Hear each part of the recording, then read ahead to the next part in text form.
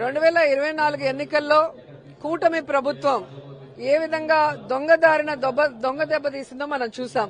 So అలాంటి పరిస్థితి పునరావృతం కాకుండా ఇప్పటి నుంచే బూత్ కమిటీల్ని పటిష్టపరిచే విధంగా బిఎల్ఏలతో ఈరోజు జరిగిన సమావేశంలో బూత్ లెవెల్ నుంచి ఏ విధంగా మన ఓట్లను సెక్యూర్ చేసుకోవాలి, అంటే న్యాయబద్దమైన ఓట్లను సెక్యూర్ చేసుకోవాలి, దొంగ ఓట్లని డిలీట్ చేసే విధంగా బిఎల్ఓలతో బిఎల్ఏలు వాళ్ళ వార్డు పరిధిలో తిరిగి మరి ఓటర్స్ అన్నింటినీ కూడా వెరిఫై చేయాల్సిందిగా కూడా ఈరోజు చెప్పడం జరిగింది. అండ్ ముఖ్యంగా నిన్న విషయం మాట్లాడుకుందాం. తెలుగు వాళ్ళకి నూతన సంవత్సరం ఉగాది. సో ఉగాది అంటే నూతన సంవత్సరం కాబట్టి ఆ రోజు నుంచి మనం ఒక డెసిషన్ తీసుకుంటాం, మన లైఫ్ లో ఈ సంవత్సరం ఇలా ఉండాలి, ఈ సంవత్సరం ఈ మంచి పని చేయాలి అని.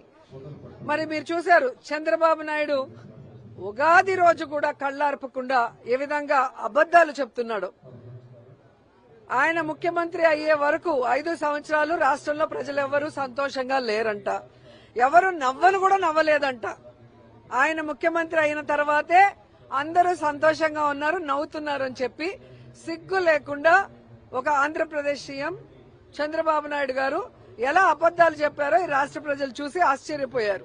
ఎందుకంటే జగన్మోహన్ రెడ్డి గారి ప్రభుత్వంలో ప్రతి పేదవాడు, ప్రతి రైతు, ప్రతి మహిళ, ప్రతి నిరుద్యోగి, ప్రతి విద్యార్థి కూడా ఎంత సంతోషంగా ఉన్నారు.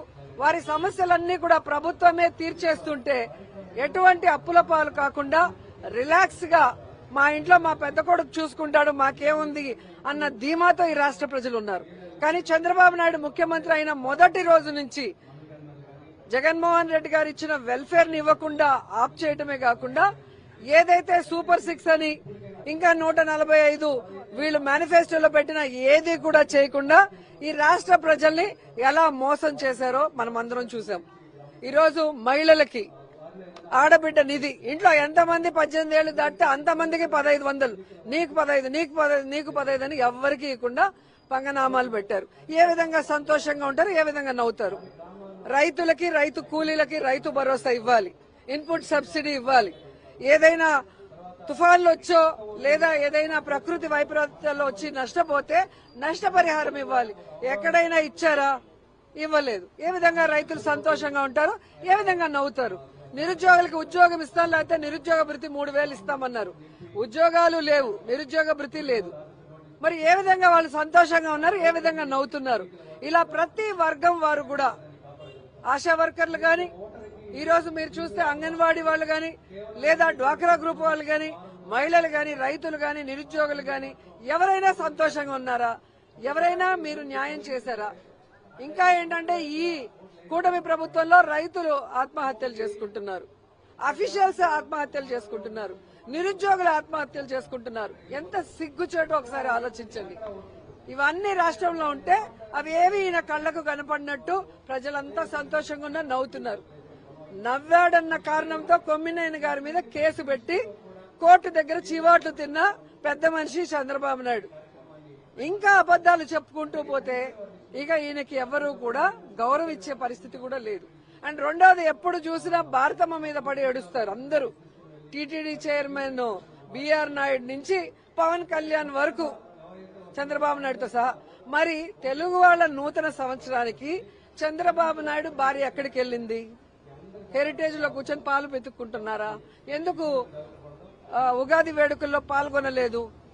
ఎందుకు భార్య సమేతంగా మరి కనిపించలేదని నేను అడుగుతున్నా. మీరు అడుగుతారు కదా.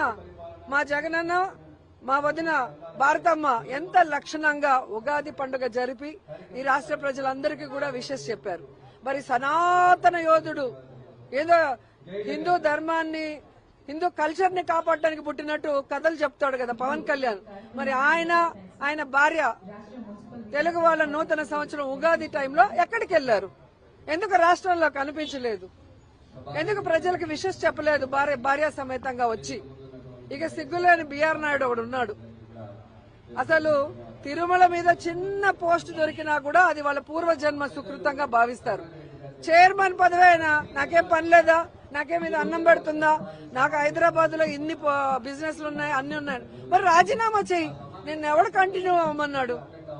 తిరుమలకు ఒక ఆవిడతో వస్తావు, షిరిడీకి ఒక ఆవిడతో వస్తావు, ఇంకో టెంపుల్ ఇంకో ఆవిడతో వస్తావు.